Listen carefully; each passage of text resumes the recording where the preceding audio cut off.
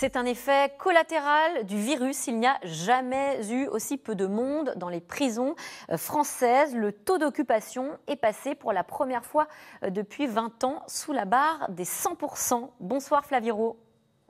Bonsoir.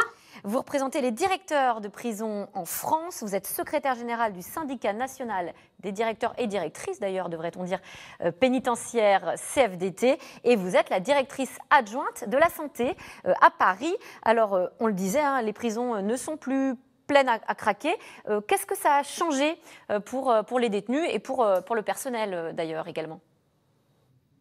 Alors pour les détenus, de manière très concrète, dans l'immédiat, ça a changé la pression qui régnait au sein des établissements, le fait de pouvoir disposer de manière très basique, comme nous tous pendant le confinement, d'une zone d'intimité et notamment d'un espace personnel avec une cellule individuelle. Vous imaginez bien, pour l'avoir vécu dans le cadre du confinement, que ça change radicalement la donne au quotidien et puis surtout ça change radicalement l'état d'esprit et la capacité de chacun à être apaisé et à vivre une détention apaisée et constructive, voilà, pour les personnes détenues.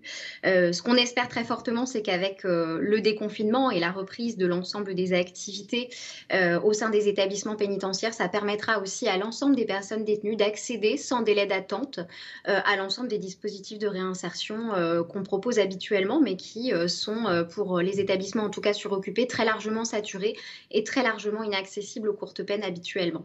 Donc voilà pour les apaisement de l'ambiance sur place, moins de conflits. Du coup, vous avez combien de détenus, vous, aujourd'hui, à la santé ?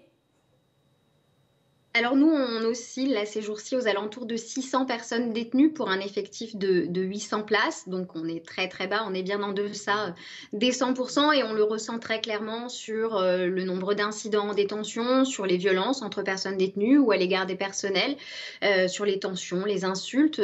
Très clairement, on a une ambiance qui est pacifiée malgré des conditions jusque-là de confinement et puis très récemment de déconfinement très progressif qui fatalement génèrent du stress et de l'inquiétude aussi bien chez les personnels que chez les détenus. Est-ce que vous avez eu des malades du Covid en prison ?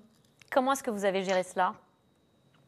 Alors globalement, à l'échelon national, on en a eu assez peu. Sur l'établissement, on a eu 2 vagues de malades. Une au début du confinement avec 4 personnes détenues atteintes du Covid et puis une dernière vague il y a quelques jours. On arrive à la fin avec des personnes détenues qui s'en sont remises et qui ne sont plus malades. On a eu la chance à l'établissement de ne pas avoir de personnes atteintes dans des conditions très dégradées. On a eu des cas assez simples et assez aisés.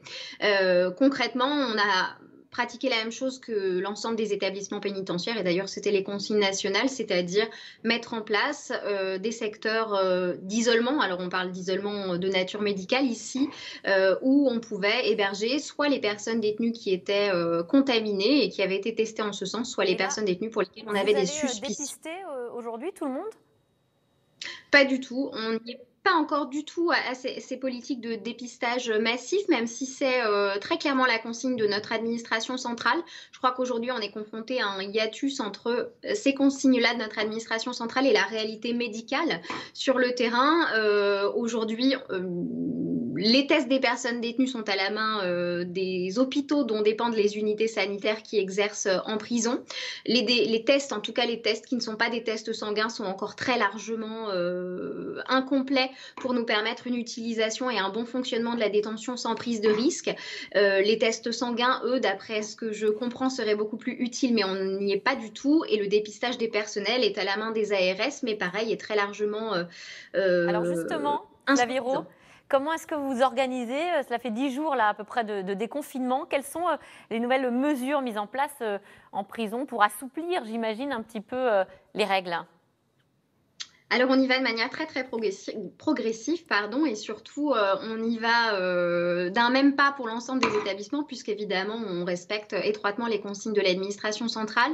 La priorité a été donnée, et c'est évident, au parloir du fait de la nécessité de rétablir au plus tôt les liens familiaux pour les personnes détenues. Donc concrètement, pour l'ensemble des établissements, on a rouvert les parloirs la semaine dernière dans des conditions tout à fait différentes des conditions habituelles. Pour vous donner un ordre d'idée, habituellement, plusieurs personnes peuvent venir rendre visite au moment d'un même parloir à une personne détenue. Aujourd'hui, on est limité à une personne. On a également limité le nombre de parloirs disponibles, de créneaux disponibles pour pouvoir assurer des mesures drastiques de nettoyage. Alors justement, je voulais vous poser la question. On sait que la justice reprend doucement. Ça veut dire aussi de nouveaux arrivants dans les prisons avec un risque à nouveau d'atteindre un taux d'occupation très important. Est-ce que vous pensez qu'on va pouvoir utiliser cette situation exceptionnelle pour ne pas atteindre à nouveau des prisons bondées ? Alors, je l'espère très très vivement et en tout cas, c'est le sens de la lettre ouverte que le SNDP a adressée au président de la République il y a quelques jours et c'est le sens de l'ensemble des prises de parole qu'on a pu faire au niveau des médias et d'ailleurs, on a été très largement suivis par d'autres acteurs, bien que ce soit des acteurs... les détenus vont arriver à nouveau en masse. Très concrètement, je crois que vous parlez d'encellulement individuel. Ça veut dire un détenu par cellule. Est-ce que ça, c'est réaliste ou c'est de l'ordre de la fiction ? Ah ben, je crois que c'est tout à fait réalisable. On l'a d'ailleurs démontré. Aujourd'hui, pour vider massivement les établissements pénitentiaires, on a mis en place au niveau de chaque établissement des instances de coordination entre plusieurs acteurs qui sont les établissements, les services pénitentiaires d'insertion et de probation et les magistrats du parquet ou de l'application des peines pour faire sortir dans les meilleures conditions l'ensemble des personnes détenues qui sont dans les critères, dans les conditions juridiques pour bénéficier d'un aménagement de peine, pour écarter aussi les personnes détenues pour lesquelles on estime que parce qu'il y a une dangerosité particulière ou des conditions qui ne sont pas suffisantes de sécurité pour cet aménagement de peine réuni et voilà, à ce titre ne pas leur en faire bénéficier. Donc on a déjà un levier très très fort qu'on a utilisé pendant cette crise et qui à mon avis doit être pérennisé. Donc continuer de libérer les détenus en fin de peine de façon anticipée. Vous pouvez comprendre que ça a généré quelques crispations, hein, entendu aussi des critiques ou des peurs. Tout à fait. Et c'est pour ça que je pense que l'enjeu principal, il est bien celui de la conquête, si je puis dire, de l'opinion publique, en tout cas de la pédagogie qui doit être celle du ministère de la Justice au plus haut niveau.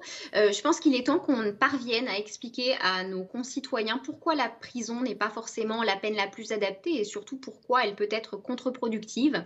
Je pense que tout le monde peut comprendre que lorsqu'on est dans un établissement surpeuplé, qu'on y place quelqu'un pour une peine de, mettons, 6 mois, et que cette personne n'accède pendant plusieurs mois à aucun dispositif de réinsertion parce que la prison en question est surpeuplée, qu'elle sort et qu'il ne s'est rien passé d'autre qu'un temps d'attente, ce temps a été parfaitement vain, ça a coûté de l'argent à la société et ça a été très largement contre-productif. Eh bien merci Flavie Raud d'avoir répondu à nos questions.